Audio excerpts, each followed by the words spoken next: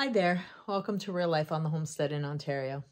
It is a dark, gloomy day, and we're calling for rain for the next 3 days. So that means a lot less things to do outside and an opportunity to work inside.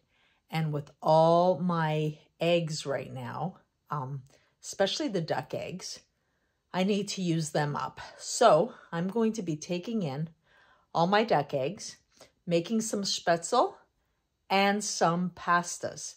And I'm going to show you both recipes and how easy it is to preserve your eggs in pasta to be shelf stable and use it later. The Spaetzle will be frozen and kept in the freezer, but the pasta itself I will be drying out. We've got quite a few duck eggs here, and it's been a couple of weeks that I have been collecting. So I will for sure be doing the float test just to make sure everything's in order, and we don't want to use any eggs that might have gone off. Need to wash them anyway because I will not be cracking these eggs without washing them first. But as it appears, I have,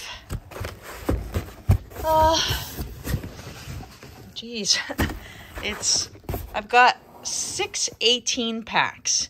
As I have mentioned before, the eggs are really dirty this time of year. It's just muddy out, and this is what happens. So this is a dual purpose process that I'm doing. I am putting the eggs in soapy water, not only to wash them, but to do a float test while I'm at it. And now I've got a little bit of suds, so I actually have to push it away, make sure that there are no floaters. These are all sinking, so that means they're all fresh. Like I said, these were within the last 2 weeks, so they should be good. But sometimes there's a crack or something that lets air in and can spoil that egg. Now for soap, I have mentioned this before, but I will mention it again. I use this fragrance-free plant-based cleaner. Basically what I use to wash my vegetables and my eggs. I don't want any fragrances, and I will put a link to where you can purchase this in the description box. So here you see I have 2 18 packs, so 36 eggs in here, and you see how this one is floating? This tells me this egg is no good. See that? It's the only one.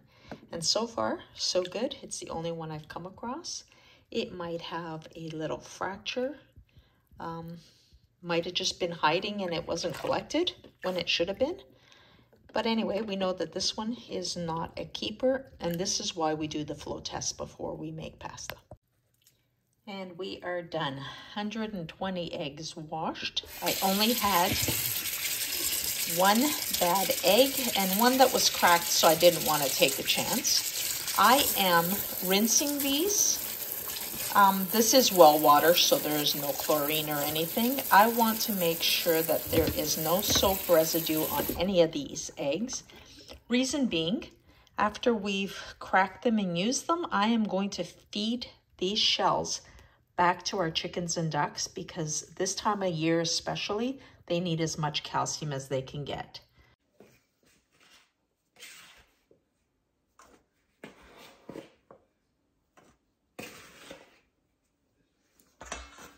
Just sifting out some more flour. The ones that are hard like this I will put into my dry mixer of my Vitamix and break them down. I actually got it right here, so I am going to start throwing them in there as I come across them. It does take a little while to sift your flour, but then you're not working with lumps that you can't deal with. And to me, ultimately, that makes life easier. So here's a couple of big clumps. This is just because of moisture down in the cold room. Even though the flour was kept in the dry furnace room, not the cold room, it's a basement. It still has moisture. I I've shown this before in another video, but this is what I do when my flour is all clumped up. And it happens, you know, it sits in the bag, gets some moisture. I use my Vitamix. This is super loud, so be ready.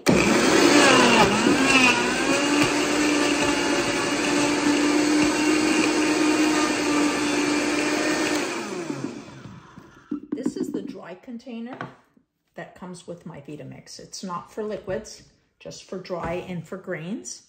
And let me just show you how this sifts so easily now.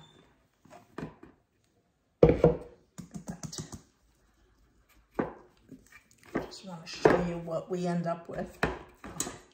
Do need to have something else to push it through.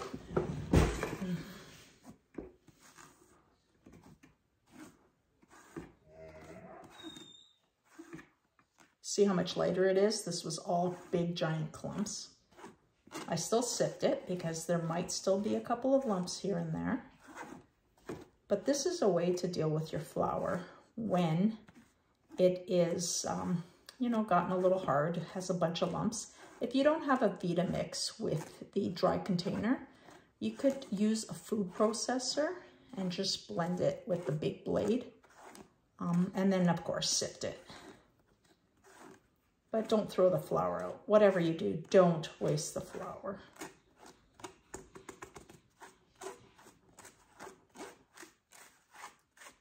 This doesn't take very long.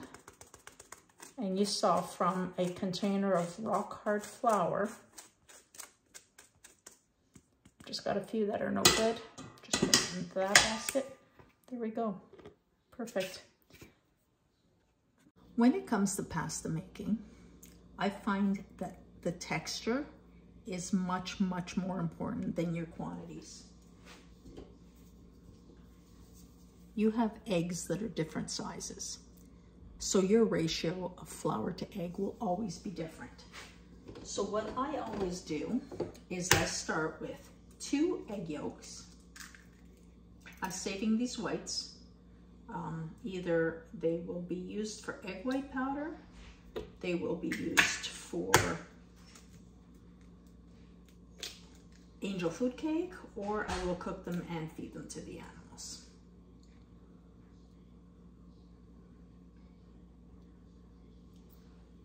So I have 2 egg yolks and 2 whole eggs.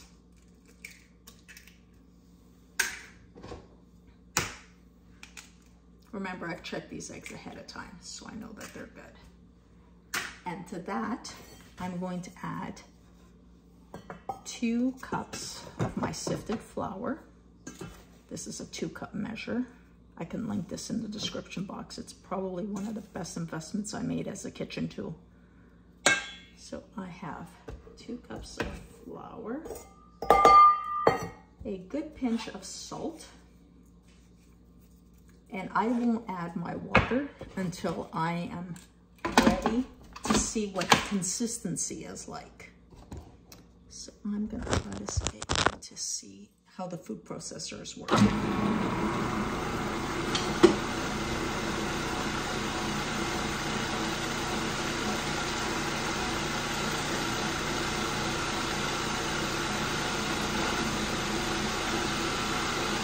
See how it's coming together? Still a little crumbly, and be patient. It's worth waiting. This is kneading, so you're waiting for it to knead and combine.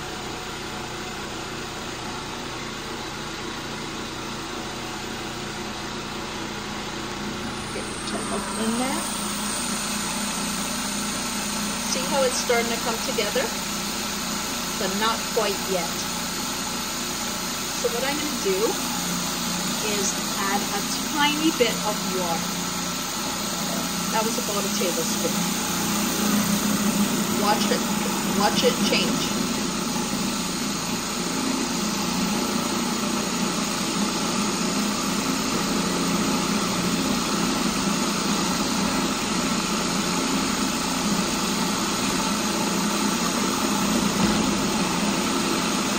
Patience is important.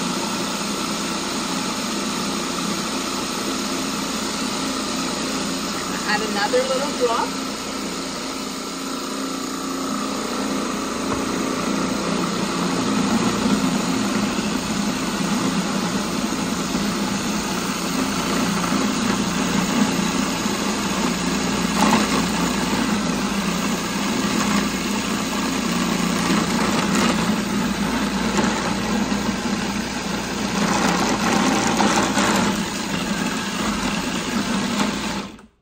That's what you want. You want it to turn into a ball. And this is what we end up with. Perfect, perfect consistency. Now I'm gonna roll this out onto the counter so I can eat it a couple of times and show you the consistency we're looking for. Just very lightly flour. Dump that out.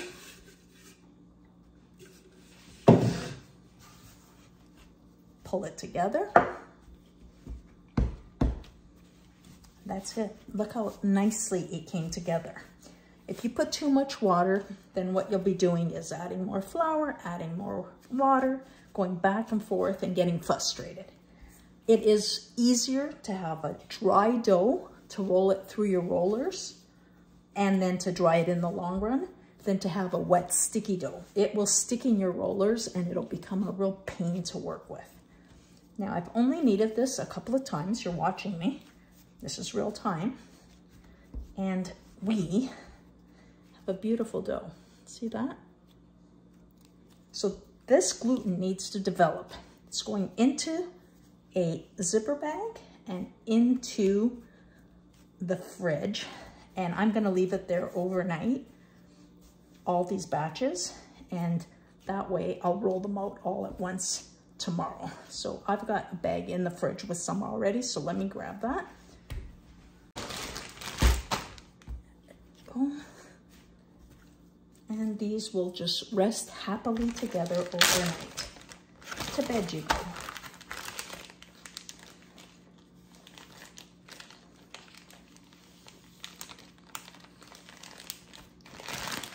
This is 4 batches.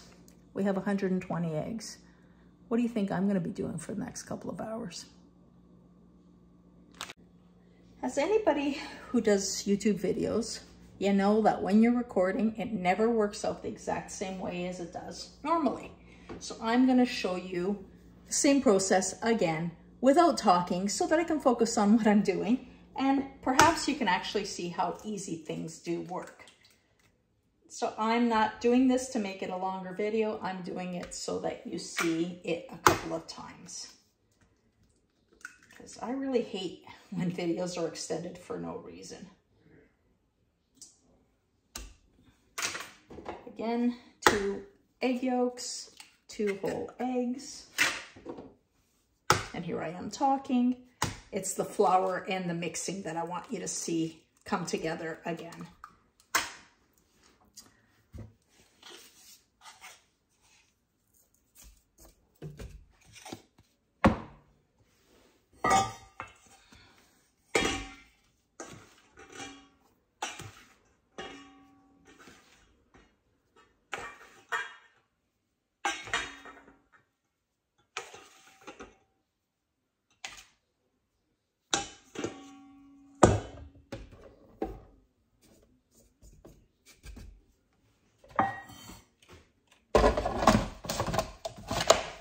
Here we go.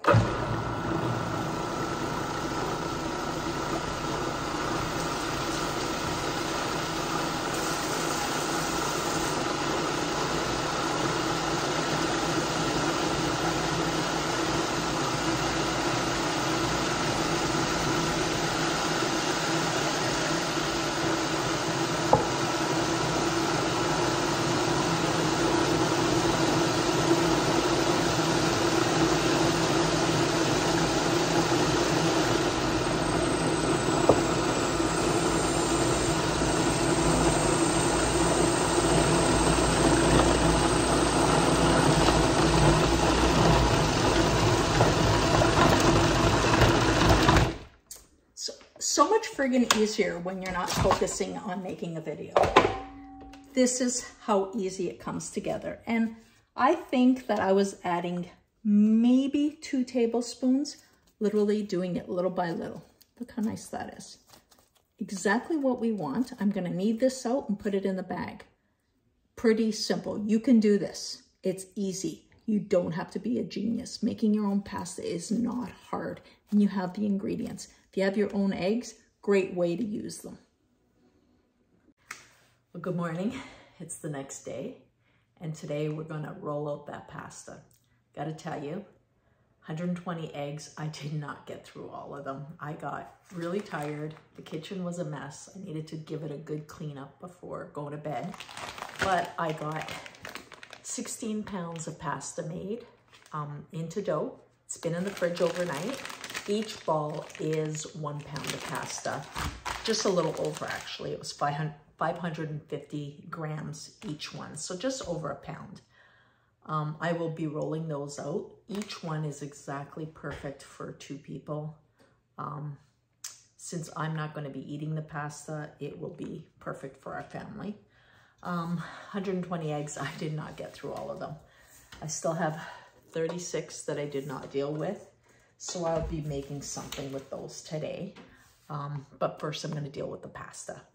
As they called for it, it is raining cats and dogs out there, so perfect day to be indoors and working on our egg noodles. What I'm going to do is first I'm going to roll them all out into sheets, let them dry out a bit, and then roll them into pasta. But I will take you through the whole process so that you can see that it's not a hard thing to do. I'm thinking I should probably make a meat sauce for tonight, and that should be dinner.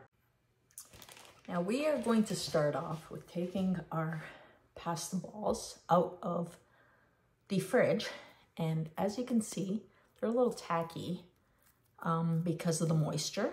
So first thing I do is I put them in a flour bowl, and I am going to add flour regularly so that it is not sticky, because it makes a huge difference to work with dough that is drier. Dry dough for rolling is great. Now I'm going to cut each piece into 6 because I find that's a good rolling portion. I used to do it into 4, but I found that 6 works best. And every time I can dip them in my flour. Now you can just rip off portions. You don't have to cut them. They don't have to be exact. Do not overcomplicate this. It's not worth it. And then I actually do flatten it out a little bit so that there's less work on my machine. Now I have several pasta rollers, and let me see if I can turn you over. This here, just an old-fashioned hand crank. I do have the electric motor to roll it out. It's in the storage container, and it is raining way too much for me to go and get it. And I don't feel I need to rush, so I don't really need the motor. It's great for when I'm actually cutting the pasta, but right now I'm just going to sheet it. And if the weather lets up, I'll go get the motor out of storage. I've got those pieces, so let me just get started so I can show you how this works. If need be, in between, I will always dip into my flour because it makes it so much easier. Now I am starting on the thickest setting, and I am just cranking through. And I'll put that aside, and I'll just do assembly line. Each piece will go through at one thickness, and then I'll change the thickness. Instead of going through all the thicknesses as I go through, it makes no sense to do that.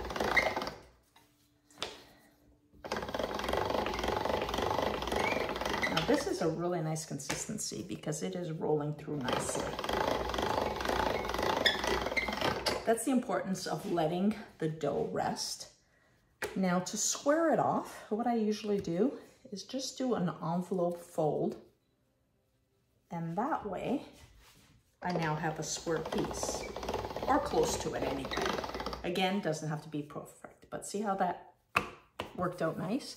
Because it's getting a little sticky, just gonna flour it, place it on the board. Again, I do an envelope fold.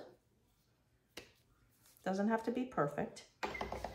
I do not use my machines for anything except dough, so I don't have to worry about any contaminants or anything. And I wrap them with saran wrap when I put them away, just to keep the dust off. This one looked a little sticky. So take that, envelope fold.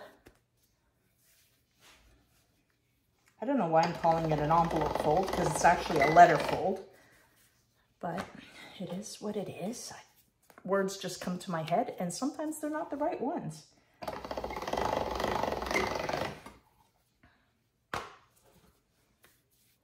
See why I don't really need the electric motor? Because this doesn't take very long.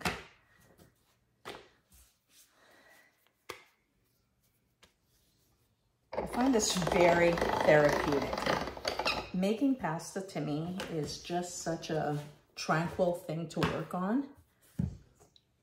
I've got myself 6 pieces. That one obviously stuck, so that means I need a little bit of flour.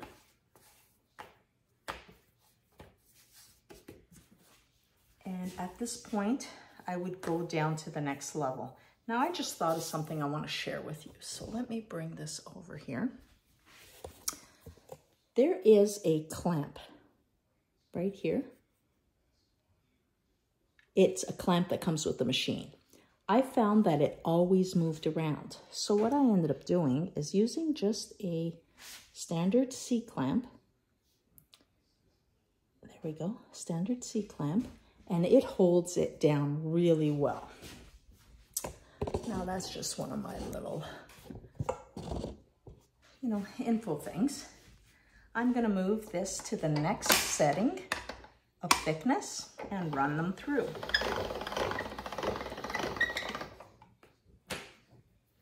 And I'm gonna run them through until I'm at the thickness that I wanna have my pasta at. So I am at the thickness that I desire. And I'm going to let these rest and cut them all at the same time. Now I just want to show you. This is how I like my pasta. You can make it thinner. I find this is perfect. It's actually setting 3 on this machine, but every machine, no, it's not 3, it's 5. Every machine is different. So just when you get to a thickness that you like, you can stop. This is the perfect thickness for lasagna noodles. And what I'm going to do is make a package of lasagna noodles. I just let them dry out a little bit, cut them to the length of my pan, which is usually about that, half of it exactly. And then I put some parchment in between each sheet and freeze it. And I find that I could just take it out, let it thaw a little tiny bit, not completely, and uncooked, it goes into my lasagna and it bakes and cooks while the lasagna is baking in the oven. So no pre-boiling necessary. And I much prefer these noodles for lasagna to the dry lasagna noodles you get in the store. Even the ones that are pre-cooked or easy cook, I don't even know what they're called. This texture is much nicer. It's lighter. And I'm just gonna keep going. You're not gonna need to watch every step. The next time I invite you to see what I'm doing will be when we are cutting the noodles. Now, like I said, when I finish these, I'm just gonna leave them out. I'm gonna spread them on the table on a sheet so that they're air drying a little bit. It just makes the cutting of the noodles much, much easier. So managed to get out there and I got my electric turner. It does really help the process. I also got a few attachments because I just wanted to show you a variety. Now, you can cut your pasta by rolling it up and cutting it with a knife. When you're doing larger quantities, definitely this helps. Now, I am trying to get everything in the screen here. What I like to do is I flour my sheets heavily before I put them through the pasta cutter. Now, this is, like I said, a great feature to have. Negative, there's a cord. And when there's a cord, you gotta make sure that it is out of the way, you're not tripping over it. It's noisier, but if I'm cranking and feeding at the same time, it's a little difficult. This here is a spaghetti attachment. Let me see if I can bring you in closer.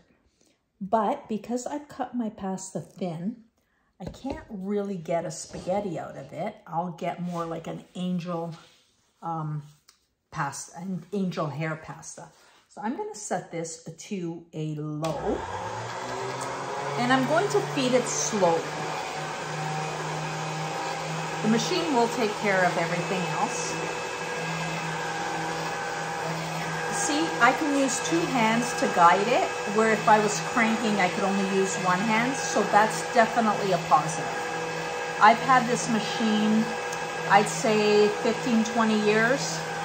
You don't use it that often, so it will last a long time. Let's see how nicely that comes out. Shut that off so you can hear me. So I'm just gonna grab my pasta.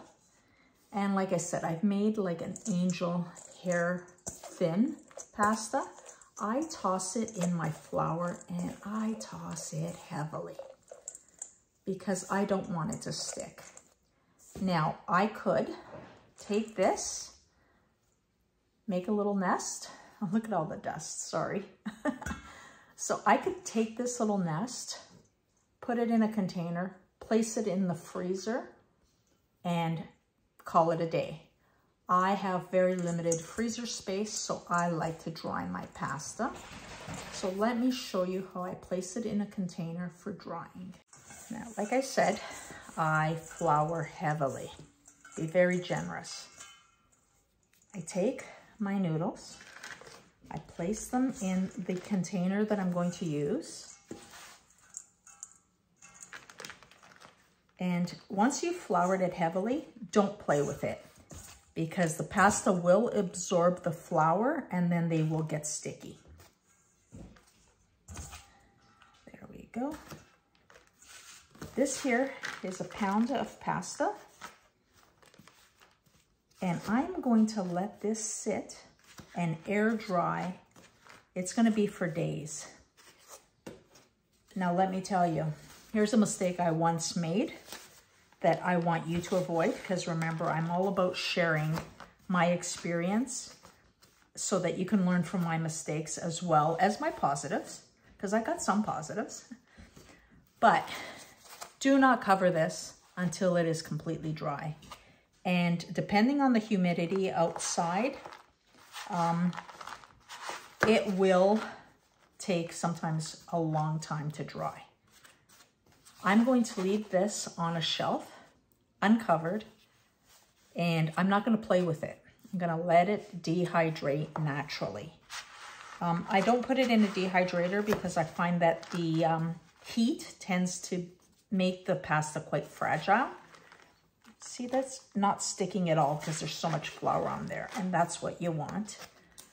If you have the room, you can lay this out flat, like on tables. Some people use unused beds. I leave it in these containers, but do not. This was my mistake. I get easily distracted. Don't cover it until it's completely dry. I one time thought, yeah, you know, it's been a few days, looks dry. I'm gonna cover it up. It all molded because the minute there's a little bit of moisture, that's when things can go bad. So I'm gonna leave this on a shelf. I'm actually gonna put it downstairs because we still have the wood fireplace going regularly. I had to shut off the video because we had a Amazon delivery, and that means the dogs go crazy.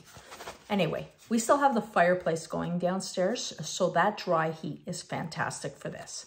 So I'm gonna place it in these containers, 1 pound containers, on a shelf, let them air dry, not covering it for days. I'm gonna wait at least a week. I'm not gonna rush this.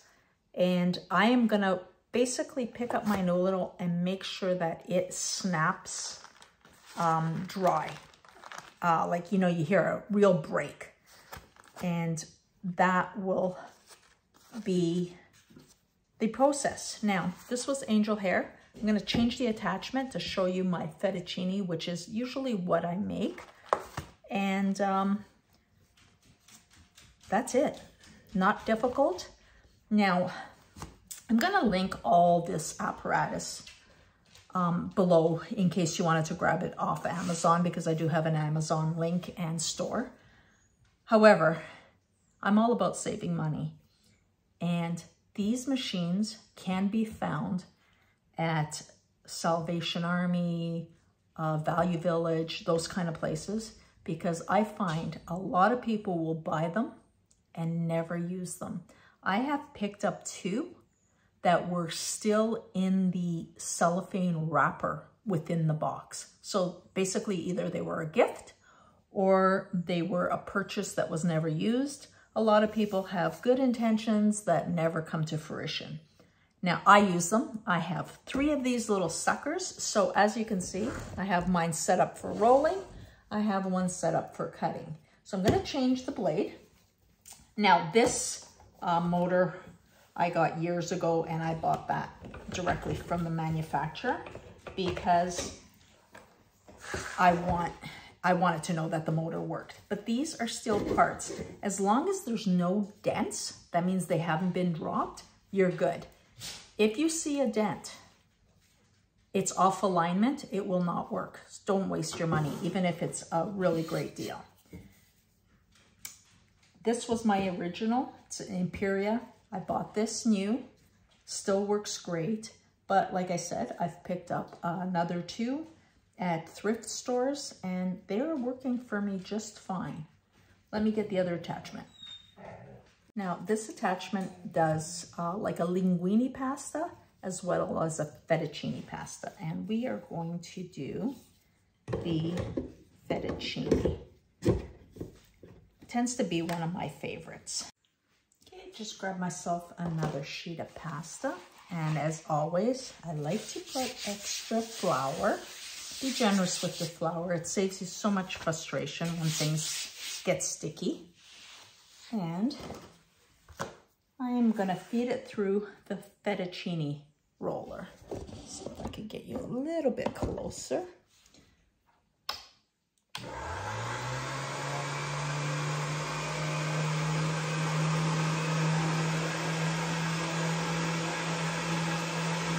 It's so nice when you can hold it with 2 hands and guide it so that it's even, because sometimes it tries to sway, and just keeping it centered is a nice thing. Makes it a lot easier.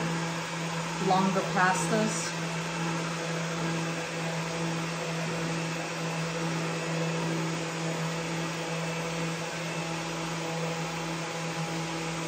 There we have it.